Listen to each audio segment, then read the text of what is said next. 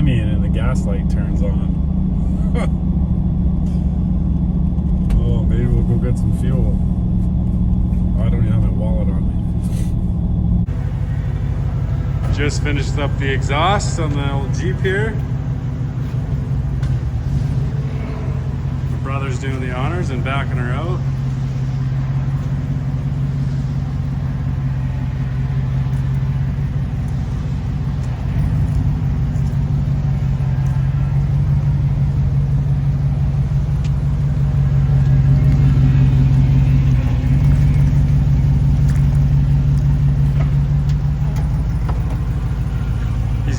Take over the power steering.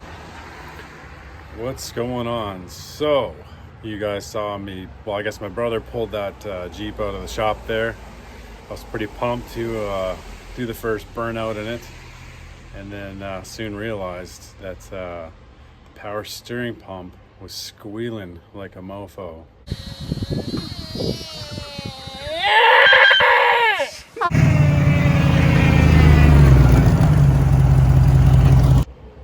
We initially thought it was just an airlock.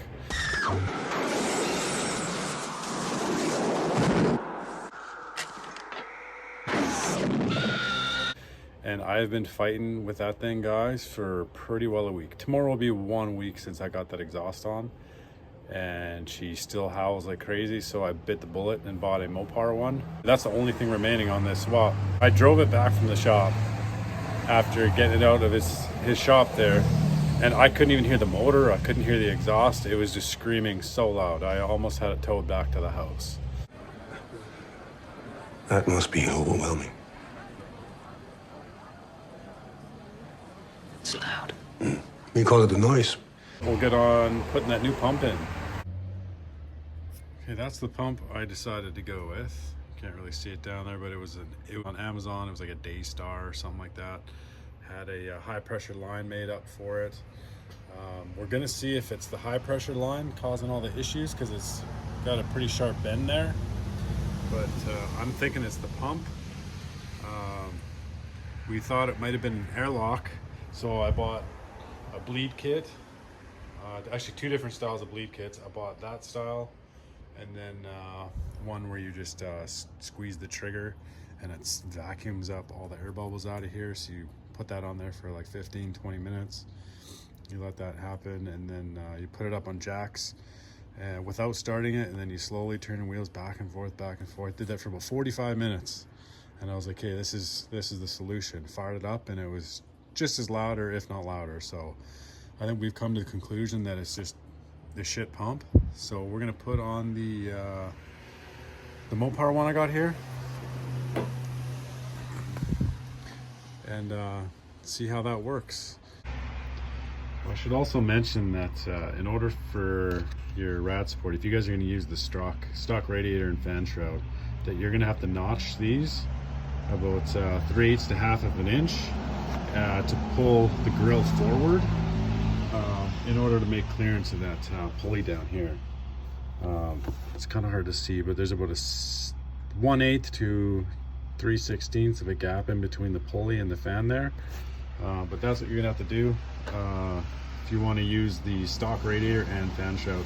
If you're gonna run the aftermarket aluminum radiator with a Jeep Speed Shop fan shroud for the Camaro fan, you probably won't have to deal with this, but yeah, it's just something to think of.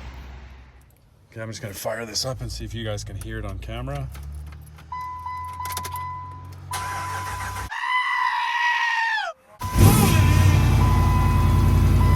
Kind of goes away when the idle's low, but I'll put the idle up high and you can probably hear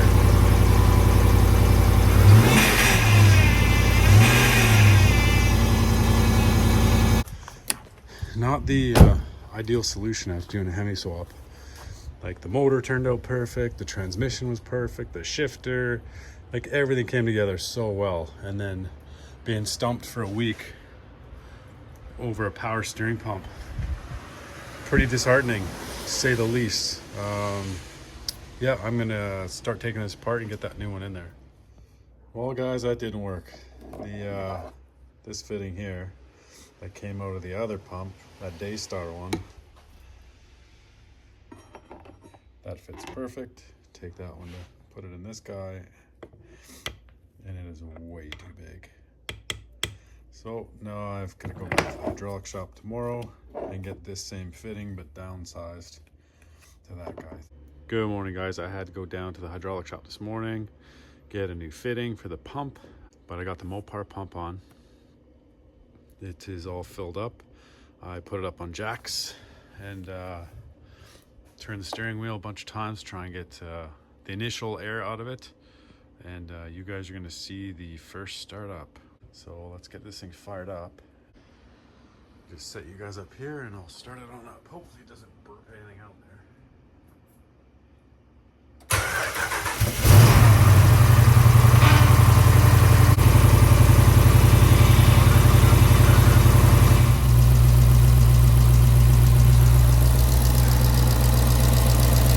Seems quieter, so I'm going to just continue turning these wheels back and forth for about 10-15 minutes. Make sure I get all the air out of this thing, and then we'll see what that looks like. Would you look at that? Perfect. Just look at it. Just look at it. Yeah, well. What the heck is that? Oh, I'm so relieved, guys. This is pretty sweet. Now we get to go for a drive. The first actual drive where I can hear the motor and the exhaust. Let's hit the road. It's amazing. We do something so simple to make you guys so happy. So close this hood up. And, let's stick the Hemi on its official maiden voyage.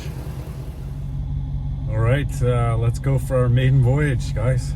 Listen to that thing purr.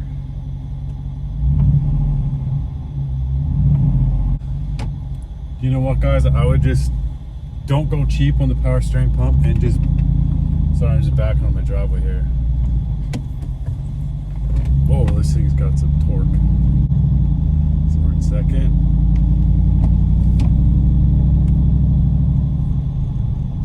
Sounds nice. This thing sounds mean. It doesn't sound like a slushy little 3.8 liter. The shifting is so smooth. The manifolds that I got, I thought they were going to be enough to clearance the firewall, but I did have to massage the firewall a little bit on the passenger side. Not too much, just with a dead blow hammer and a piece of 2x4 kind of thing.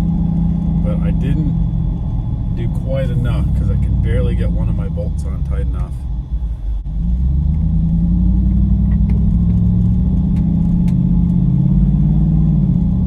Man, I love the sound. It's not loud. I was gonna go with the Pro Series 40 Flowmaster,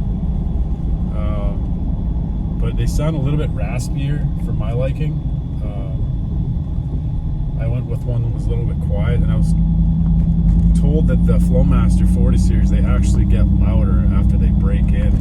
I didn't even know they have a break-in period, but apparently they get louder after they break in. And like I said, I want to use this thing for hunting, to and from my hunting spots, and then backpack from there. But I didn't want something that was super loud. I'm just gonna wait for this transmission to like cycle all its fluid and whatnot, and then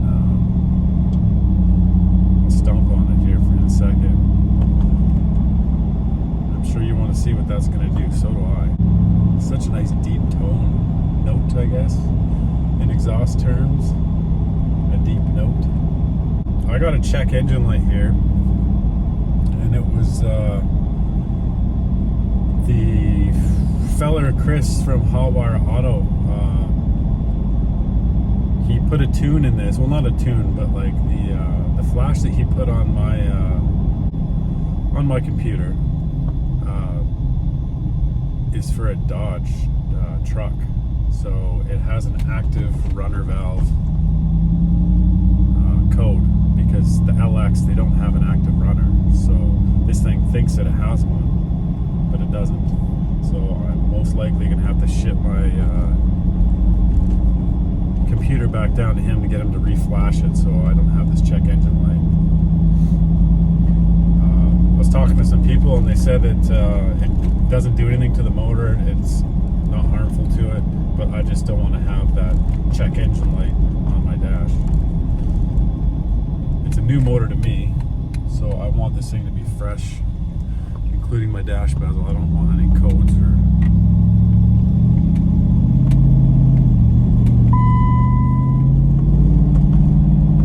Oh, you put a Hemi in and the gas light turns on. Oh, maybe we'll go get some fuel. I don't even have my wallet on me. Alright, I just filled up on fuel. Curious to see what the gas mileage is going to be.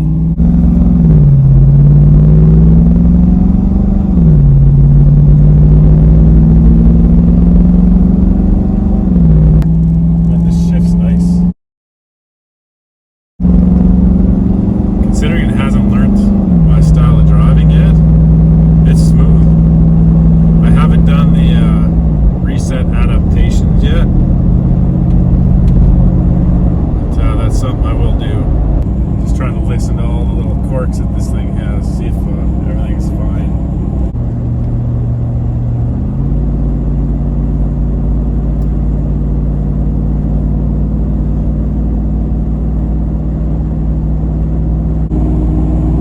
Exhaust isn't too loud.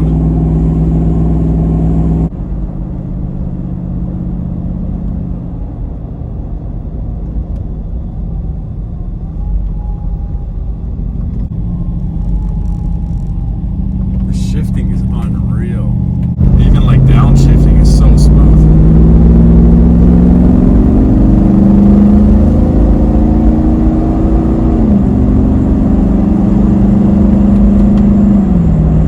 Yeah, I definitely have an exhaust leak. I just gotta tighten up that one collector bolt. I'm pretty sure that's what it is.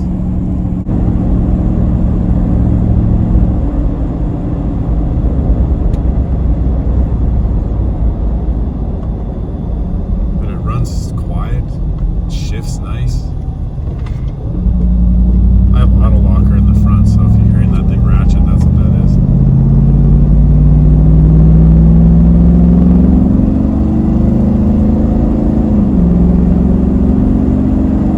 Man, that's amazing. Listen to this shifter, tap shift.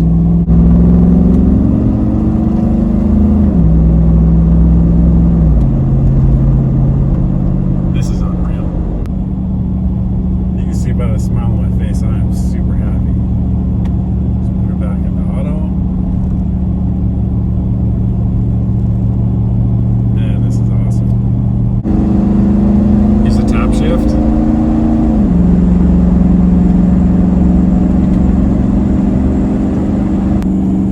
We're on a closed course in Mexico, by the way. They got snow this year.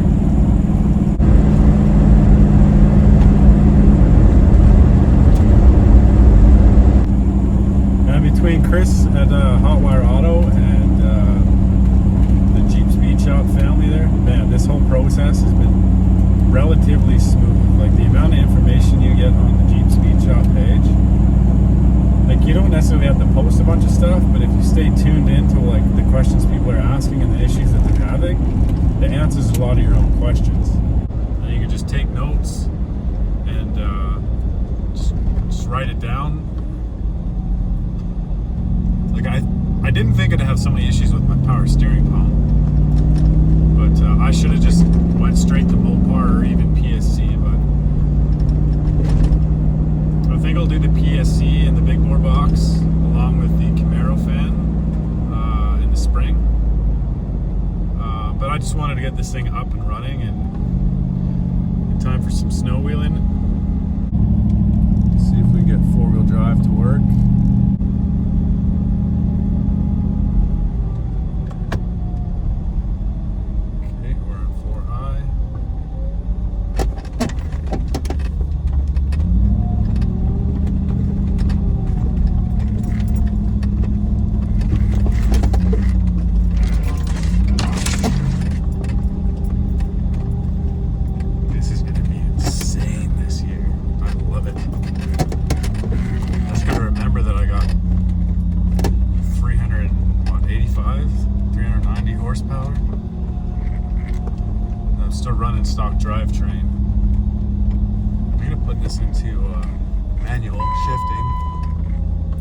let's just say an oil change for no reason.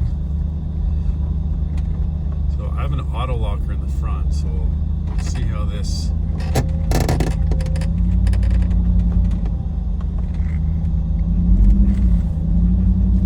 Dig. Come on, dig. You can't tell on camera, but we're actually on a pretty steep incline here in the snow. It's actually biting really well. These auto lockers are great off-road for snow. They can get pretty annoying when you're in the parking lots of like Walmart and stuff. Everybody thinks your Jeep is falling apart because it ratchets so hard.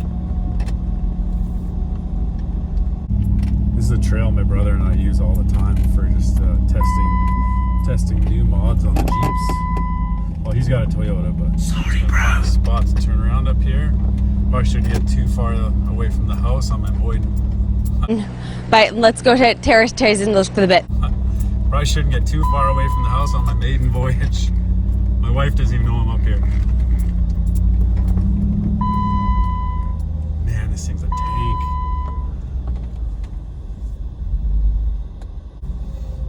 I like this new shifter. I can get used to that thing.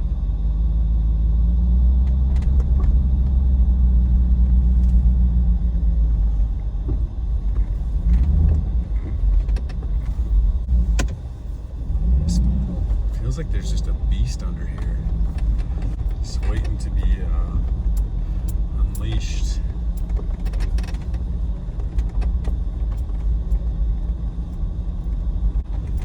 I hear you.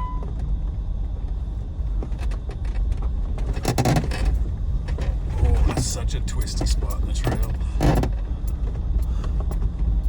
Usually get up on 3 wheels in that spot. I can definitely feel the weight of the Hemi in the front end now. It's a lot, it's definitely a lot heavier. It's heavier steering. All right, let's make our way back down the hill. Put her back in 2-wheel drive. The front end definitely feels planted, like it's not so side to side. Definitely heavier steering feel. Well, so far I'm very, very impressed. You just follow all the proper steps, like your fill procedures, and make sure you got all your fluids and stuff topped up before you start running these things. Everyone wants to get antsy and start listening to what this thing sounds like before they get it on the road. I did it myself. I'm to blame. But I had all my fluids as well. I had my oil in it, and I didn't have coolant. But I had to hear it.